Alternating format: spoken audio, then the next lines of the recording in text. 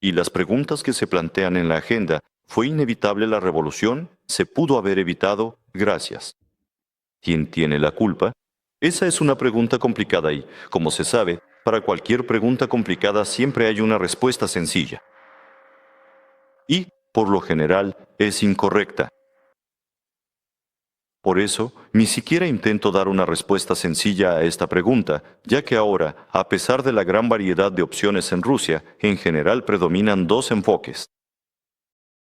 En general, para cualquier situación revolucionaria tan aguda como esta, o en cualquier tema casi reformista, los enfoques que yo llamo, de manera condicional, el enfoque del Ejército Rojo y el enfoque de la Guardia Blanca. El enfoque de la Guardia Blanca, en su posición más radical, acaba de ser demostrado por el muy respetado Konstantin, que la revolución es una indignación. De la plebe, el motín ruso, sin sentido y despiadado, provocado por todo tipo de agitadores revolucionarios. Prácticamente de la nada. En un contexto, agrego, de un rápido y objetivo crecimiento económico. En ese momento, y en general, en términos generales, hubo una mejora en la situación de muchos sectores de la población, no solo el empobrecimiento de la nobleza. Aquí, por así decirlo, la nobleza empobrecía porque no quería trabajar, mientras que el resto de la gente se enriquecía bastante bien. Y, naturalmente, todos los pasos populistas del gobierno solo llevaron a empeorar aún más la situación, incluido el manifiesto. 17 de octubre. Quien quiera, por favor, puede ir a la tumba de Sergei Yulich Vite, él se lo merece. En su lápida están escritas dos palabras. O mejor dicho, incluso 17 de octubre. Eso es todo. Él consideraba que ese era el principal logro de su vida. El segundo enfoque es el del Ejército Rojo, el soviético. Rusia es una prisión de pueblos, una semicolonia de Occidente.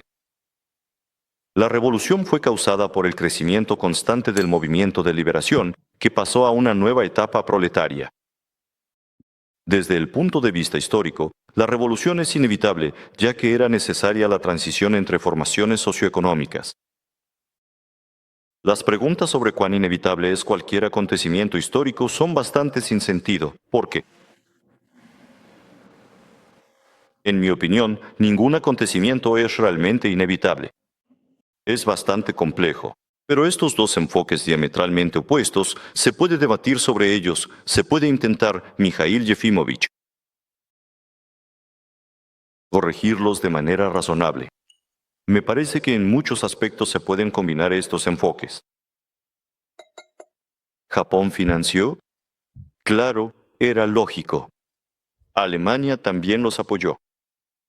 Pero no solo a los bolcheviques, también le daban dinero a los eseristas, mencheviques, anarquistas, a todos los que aceptaban, y desde su punto de vista hacían lo correcto, y nosotros, en su lugar, también lo habríamos hecho. Y luego los bolcheviques le dieron dinero a los comunistas alemanes, a los bávaros, a los de Hamburgo, bueno, en general, a todos cuando tuvieron la oportunidad, a los húngaros y a todos. Esa es la lógica, realpolitik, mis queridos amigos. Y juzgar a los japoneses por eso, pues al menos es tonto, ellos actuaban dentro de su propia lógica. Y no de otra manera. Ahora, si juntamos estos dos enfoques, ¿qué obtenemos? ¿Cuáles eran las condiciones objetivas y si realmente existían? Sin duda, la cuestión agraria no estaba resuelta. Se intentó resolver durante el gobierno de Kiselev con Nicolasi y luego durante las grandes reformas de Alejandro II. Y en principio, en ese momento, digamos que estaba más o menos resuelto, pero el rápido crecimiento de la población, así es, la presión demográfica sobre la economía, el crecimiento, fue colosal. Hay que imaginarse el nivel imposible de natalidad y, con la mejora de la medicina, todo esto se intensificó. La mejora del bienestar de la masa campesina en general. Los niños sobrevivían y, en consecuencia, gracias a Dios, las parcelas de tierra se iban haciendo más pequeñas con cada generación. Les recuerdo que, según diferentes estimaciones, La cantidad de personas de más, los llamados superfluos, en el sentido más literal de la palabra, personas para las que no hay lugar en la economía, que no se sabe dónde pueden trabajar ni de qué pueden vivir, a principios del siglo XX era de unos 20 a 25 millones de personas. Millones. Y no todos ellos podían irse definitivamente a Canadá o a Estados Unidos. Necesitaban trabajar en algún lado. En la tierra, su agricultura tenía una productividad negativa. O sea, en su propio terreno gana menos de lo que necesita para comer. Entonces, en consecuencia, se va a la ciudad. Eso es proletarización, la proletarización más, digamos, no calificada de la población. En la ciudad no tiene ninguna calificación, no estudió en ningún lado, es analfabeta. Y después lean a todos los escritores de finales del siglo XIX y principios del XX, o simplemente, por curiosidad, revisen los archivos de los periódicos, vean los sueldos, los salarios, y van a ver un abismo. Entre el salario de una persona calificada, un abogado educado, un profesor de historia como Miryukov, un abogado, un técnico dental, el médico más popular.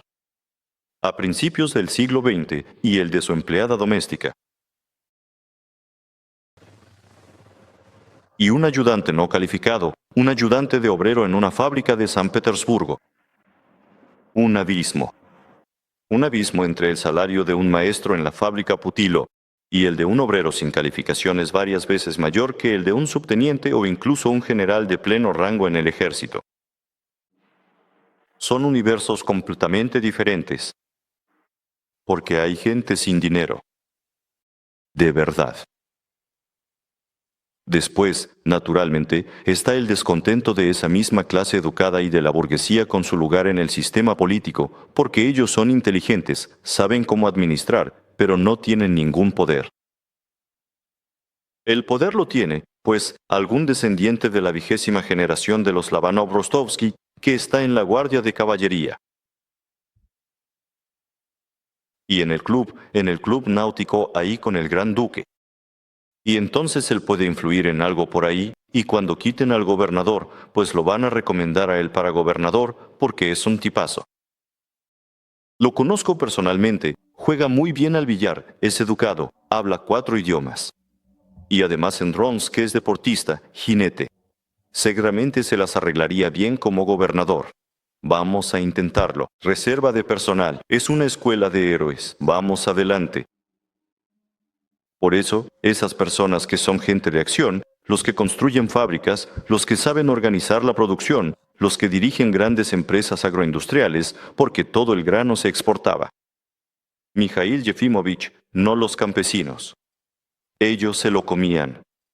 En invierno, los grandes holdings de los nobles exportaban el grano. Por lo general, o los nobles administraban ellos mismos o contrataban profesionales. Y estas enormes haciendas de Jersón, Belgorod, Kursk, la zona de Chernozem y Voronezh eran las que exportaban todo, porque ahí había una productividad europea normal. ¿Y qué podía producir ahí un campesino? Y además, ellos no tenían poder, no tenían acceso a la toma de decisiones. Da coraje, viendo a Lobanov-Rostovsky. Da coraje. Y luego, claro, también le da coraje al profesor de historia Miryukov, porque él también entiende las cosas, pero nadie le pregunta nada. Y, por último, claro, el detonante fue el fracaso en la humillante guerra ruso-japonesa. Bueno, todavía si hubieran peleado contra Napoleón o contra los alemanes, pero ¿para qué pelear con estos? Y aquí nada sale bien, ni siquiera se entiende por qué. Aunque, en realidad, la guerra no fue una derrota. Si lo analizamos a detalle, solo había que aguantar un poco, juntar fuerzas, pero la sociedad no está dispuesta a aguantar. La sociedad lo quiere todo y de inmediato. La sociedad no quiere sufrir. La sociedad quiere, por así decirlo. No, ahí sí hay que sufrir. Después, el detonante, sin duda, fue lo sangriento, el domingo. El 9 de enero de 2005, Nicolás II. ¿Fue una provocación o no fue una provocación? ¿Se acuerdan de la película? ¿Qué pasaba ahí? Los provocadores disparaban contra los soldados formados del regimiento Semenovsky, que también era una de las cadenas de seguridad. En general, voy a empezar diciendo que fue una manifestación ilegal. O sea, en principio, pudieron haber disparado desde el principio, pero no, ahí esperaron, aguantaron, intentaron convencer de alguna manera, pero no funcionó. Seguramente también había provocadores, se puede. Ahora mismo no vamos a averiguar todo eso con detalle, pero sí sabemos con detalle que Nicolás II se desentendió. Bueno, le delegó a alguien más, no asumió la responsabilidad. En realidad, todos sabían lo que iba a pasar. ¿Cómo se habría comportado otro líder? ¿Uno responsable? Bueno, tal vez no se habría subido a un vehículo blindado, pero probablemente habría salido al balcón y se habría dirigido al pueblo. Su tío Willy, el Kaiser Guillermo, gran aficionado a los discursos públicos, de hecho, dicen que para su época era un líder bastante bueno. Él habría hablado por unas 3 horas. Habría dado un discurso desde el balcón del Palacio de Invierno, le habría prometido todo al pueblo, luego habría recibido ahí mismo a una delegación de los primeros en la fila, y así, poco a poco, todo se habría calmado. Nosotros elegimos la táctica ideal. Primero, no prestar atención, luego esconderse y después abrir fuego. Cuando el poder se enfrentó a una verdadera crisis, tenía que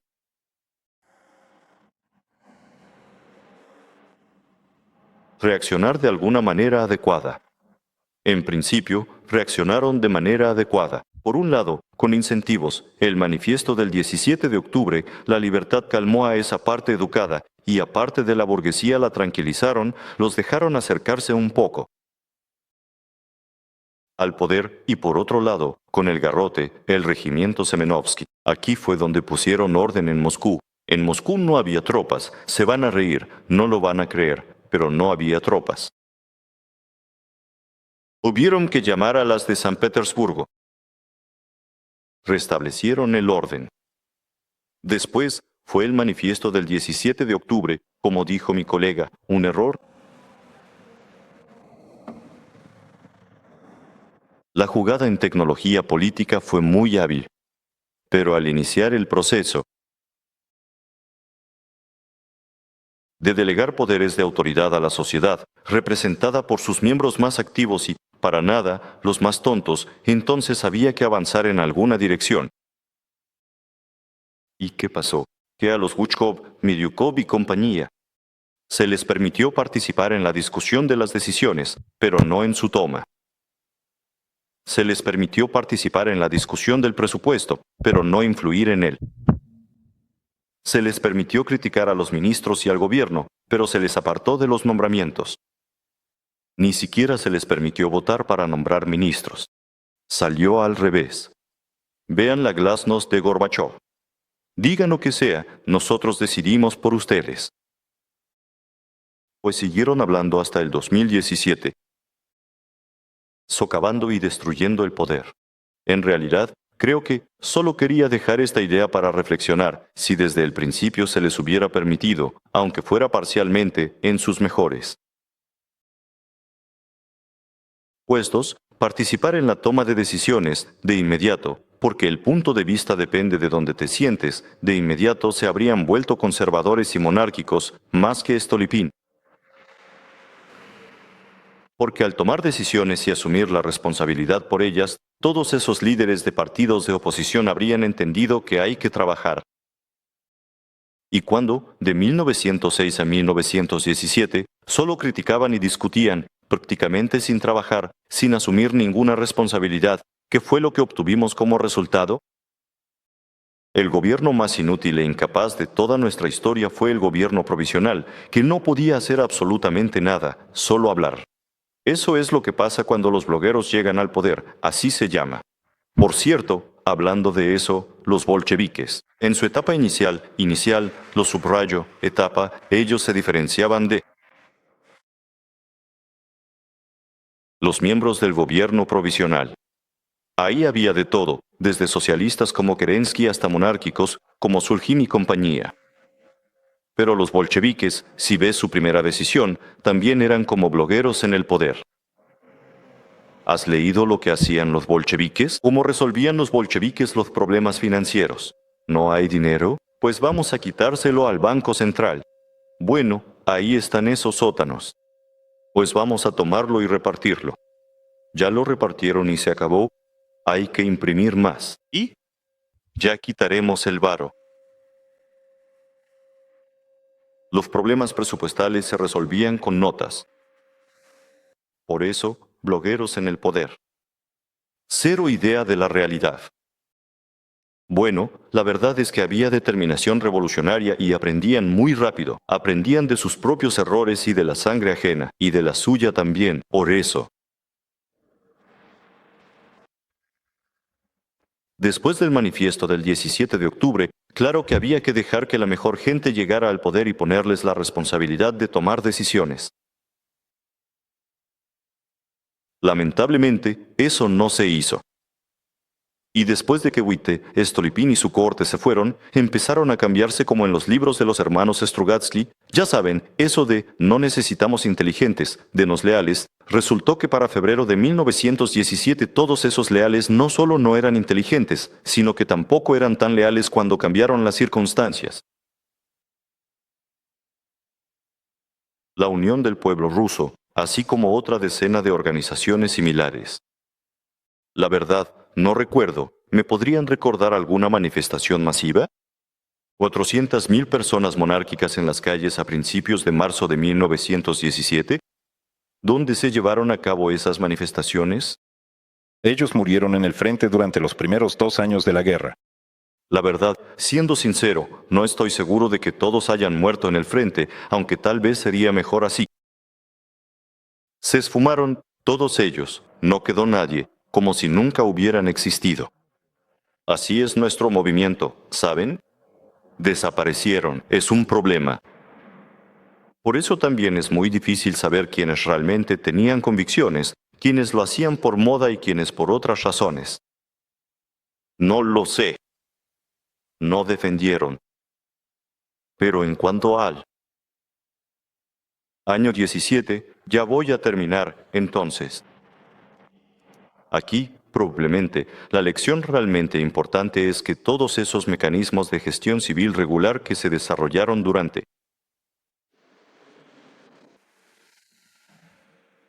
el desarrollo de nuestra sociedad. Después del manifiesto de octubre, todos esos mecanismos civiles, el gobierno, la Duma, la prensa relativamente libre, todo lo demás siguió funcionando hasta los acontecimientos de febrero de 1917, toda la guerra, y eso fue una locura. En Austria-Hungría disolvieron el parlamento de inmediato, y ya. La guerra exige métodos de gestión militares, el cuartel general, el Comité de Defensa del Estado. Nada de, digamos, revolucionarios. Un mecanismo especial para la toma de decisiones, un mecanismo especial de responsabilidad personalizada. Y todo debe resolverse muy rápido, muy rápido. El hecho de que siguiera funcionando el mecanismo civil común tal vez fue una de las causas más serias. No solo de que termináramos siendo un país derrotado. En una guerra que debimos ganar, todos nuestros aliados ganaron. Pero el hecho es que todo esto fue decayendo poco a poco hasta 1917, y esa es una lección muy importante de la revolución, y bueno, en general. Como alguien dijo, la historia.